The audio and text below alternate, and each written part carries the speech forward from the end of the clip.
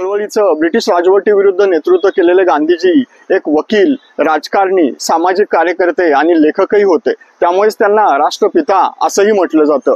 आजही जगामध्ये त्यांचं नाव खूप आदराने घेतलं जातं। त्याच्यामुळे आगा खान तिसरे यांनी साधारण 1890च्या आसपास मध्ये पुण्यात या पुणे नगर रस्त्यावरती जमीन खरेदी केली। त्याच वेळी पुण्यात खूप दुष्काळ पडला होता। लोकांना रोजगार मिळावा म्हणून त्यांनी 1892 मध्ये या वाड्याची निर्मिती सुरू केली। गांधीजींच्या पत्नी कस्तुरबा गांधी आणि त्यांचे सेक्रेटरी महादेवबाई देसाई यांचं इथे कैदी असतानाच आगा खान पॅलेस मध्ये निधन झालं। आता ह्या आगा खान पॅलेसच्या राजवाड्याचं जवळजवळ आंतरराष्ट्रीय स्मारकातच रूपांतर झालेलं आहे। दरवर्षी लाखो लोक अगदी परदेशातूनही या ठिकाणाला भेट देतात आणि समाधीस्थळी श्रद्धांजली वाहतात।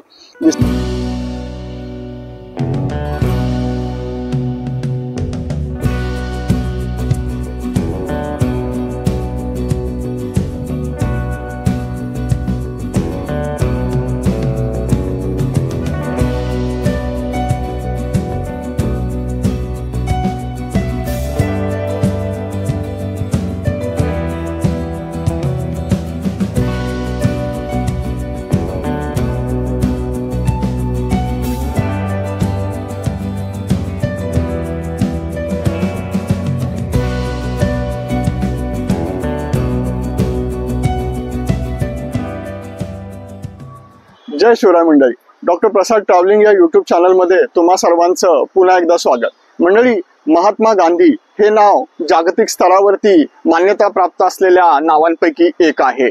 भारतीय चळवळीचं ब्रिटिश राजवटीविरुद्ध नेतृत्व केलेले गांधीजी एक वकील, राजकारणी, सामाजिक कार्यकर्ते आणि लेखकही होते। त्यामुळेच त्यांना राष्ट्रपिता असंही म्हटलं जातं। आजही जगामध्ये त्यांचं नाव खूप आदराने घेतलं जातं। 1942 साली भारत छोडो आंदोलन सुरू झाल्यानंतर महात्मा गांधी, त्यांच्या पत्नी कस्तुरबा गांधी आणि त्यांचे सचिव महादेवलाल देसाई यांना पुण्यातल्या एका राजवाड्यामध्ये नजरकैदेत ठेवण्यात आलं होतं। तो राजवाडा म्हणजे हा आगा खान पॅलेस। आगा खान पॅलेस कुणी बांधला, का बांधला, तिथं गांधीजींनी वास्तव्यामध्ये काय काय घडामोडी घडल्या, तसंच त्यांच्या आयुष्यामध्ये इथे दिनचर्या कशी होती, या सर्वांचा मागोवा घेण्यासाठी आज आपण आलो आहोत आगा खान पॅलेस बघायला। तुम्हाला जर हा व्हिडिओ आवडला नक्की लाईक करा, चॅनलला सबस्क्राईब करा आणि आपल्या मित्रांनाही शेअर करा। चला तर पाहूया आगा खान पॅलेस।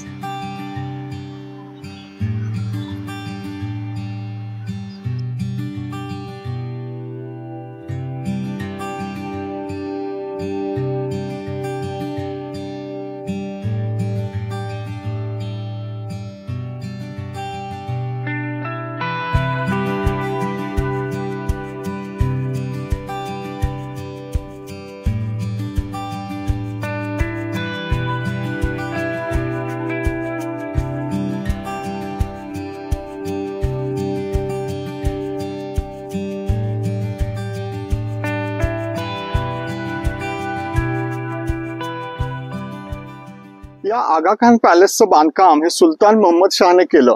पर्शियाच्या राजाने त्यांना आगा खान ही पदवी दिली होती। त्याच्यामुळे आगा खान तिसरे यांनी साधारण 1890च्या आसपास मध्ये पुण्यात या पुणे नगर रस्त्यावरती जमीन खरेदी केली। त्याच वेळी पुण्यात खूप दुष्काळ पडला होता। लोकांना रोजगार मिळावा म्हणून त्यांनी 1892 मध्ये या वाड्याची निर्मिती सुरू केली, तर 1897 मध्ये याचं बांधकाम हे पूर्ण झालं। साधारण त्यावेळेचे 12 लाख रुपये खर्च त्यावेळी या आगा खान पॅलेससाठी आला होता। खरं तर त्यांचं कुटुंबियांचं वास्तव्य थोडा काळ इथे होतं, पण त्याच्यानंतर दुसऱ्या महायुद्धानंतर ब्रिटिशांनी हा आगा खान पॅलेस आपल्या ताब्यात घेतला। या आगा खान पॅलेसच्या बांधकामामध्ये ब्रिटिश, फ्रेंच असतील आणि मुस्लिम स्थापत्य शैलीचा सुद्धा प्रभाव आपल्याला या ठिकाणी आढळून येतो।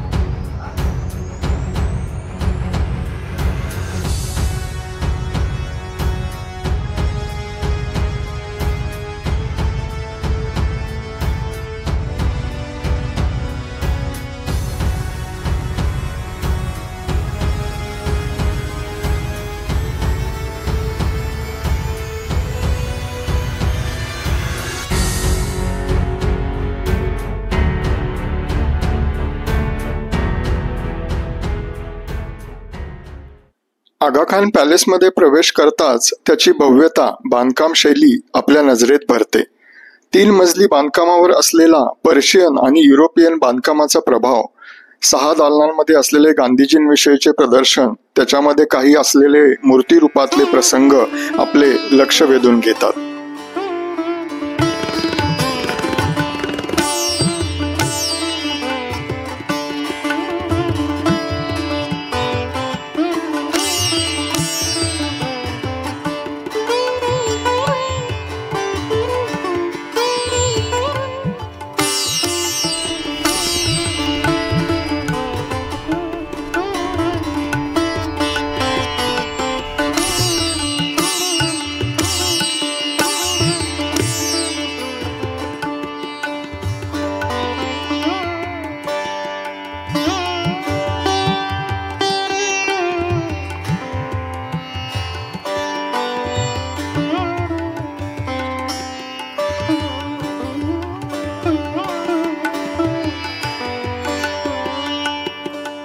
आगा खान पॅलेसमधील या खोलीमध्ये गांधीजींचे वास्तव्य होते। त्या दरम्यान त्यांनी वापरलेल्या वस्तू जसे की भांडी, कपडे आणि त्यांचे वैयक्तिक सामान, टॉवेल, माला, चप्पल इथे जतन करून ठेवले आहेत। जेवणाचे टेबल जिथे गांधीजी जेवण करत असत या ठिकाणी आपल्याला दिसून येते।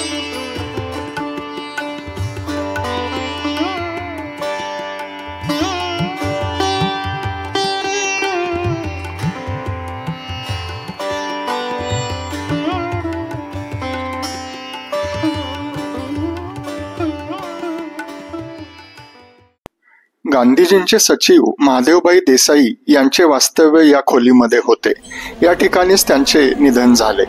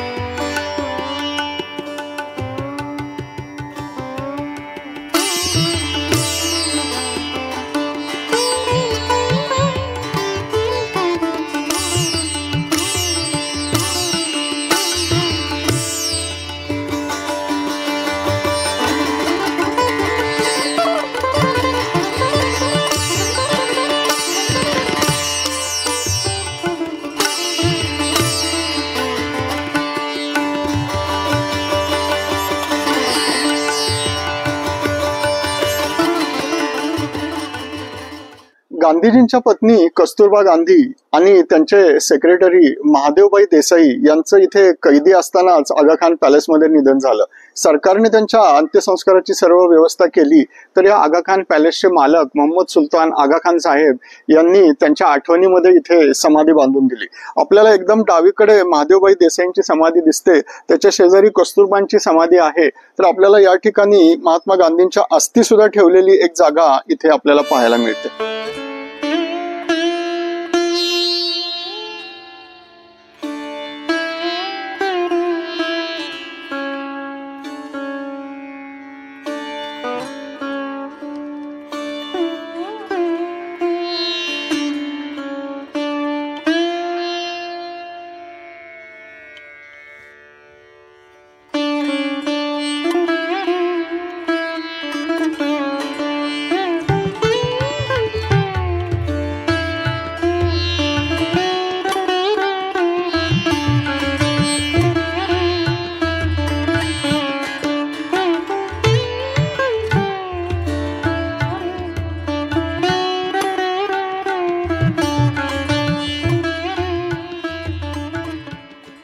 आगा खान पॅलेस भारतीय स्वातंत्र्य चळवळीचे राष्ट्रीय स्मारक आहे। 1942च्या भारत छोडो आंदोलनानंतर गांधीजींना त्यांची पत्नी कस्तुरबा आणि सचिव महादेवभाई देसाई यांच्यासहित इथे नजरकैदेत ठेवण्यात आलं होतं।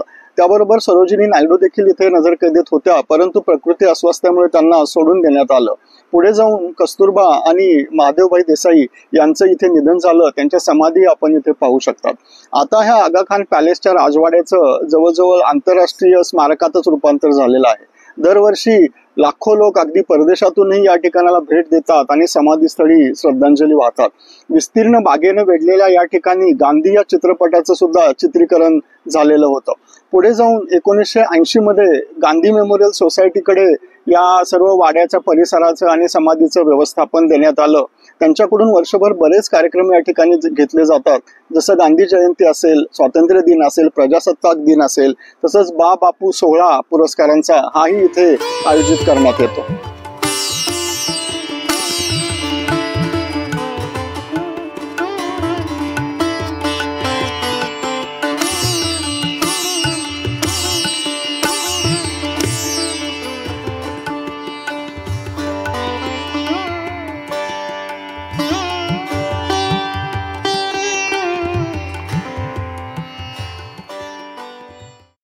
भारत छोडो आंदोलनावेळी जनतेमध्ये देशप्रेम आणि उत्साह वाढवण्यासाठी स्वातंत्र्य सैनिकांनी गुप्तपणे रेडिओ प्रसारण सुरू केले होते। त्याची माहिती रोमांच उभे करते।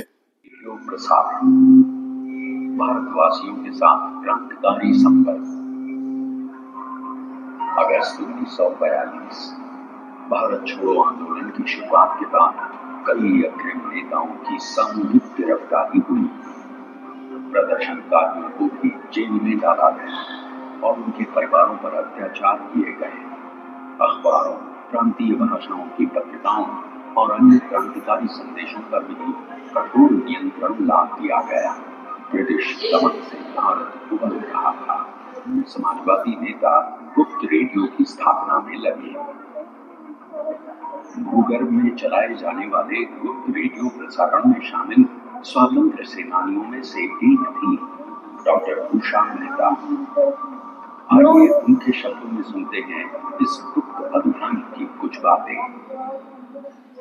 Immediately the call was given by Mahatma Gandhi to do or die. We thought it would be better if we have a broadcasting station of our own, because a transmitter certainly is the best way of giving the news about freedom struggle to the people and reaching it to every nook and corner of the country. So we thought of organizing a secret radio station, and I think it was 14th of August that we first went on the air. In the beginning, broadcast on the radio were tapped by the British intelligence officers. At least 3 transmitters were seized by the police. It is evident that there was an authority to continue the mission uninterrupted in case even one of the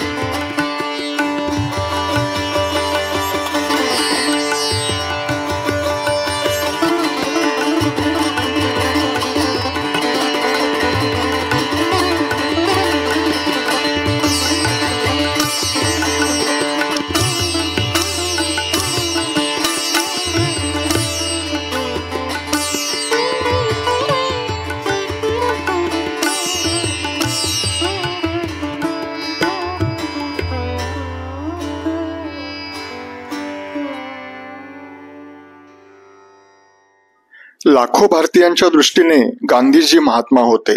त्यांच्या दौऱ्याच्या मार्गावर त्यांना पाहण्यासाठी जमणाऱ्या प्रचंड गर्दीमुळे त्यांना दिवसा काम करणे किंवा रात्री विश्रांती घेणे निव्वळ अशक्य होते। त्यांनी लिहिलेही आहे, महात्म्यांचे दुःख फक्त महात्म्यांनाच माहीत। त्यांच्या हयातीत त्यांची कीर्ती जगभर पसरली आणि त्यांच्या मृत्यूनंतर ती आणखी वाढली। महात्मा गांधी हे नाव आज पृथ्वी तलावरील सर्वात जास्त आदराने घेतल्या जाणाऱ्या नावांपैकी एक आहे। महात्म्याच्या चरणी विनम्र अभिवादन करून हा व्हिडिओ थांबूया। इतिहासाच्या वाटेवर भेटत राहू। जय शिवराय।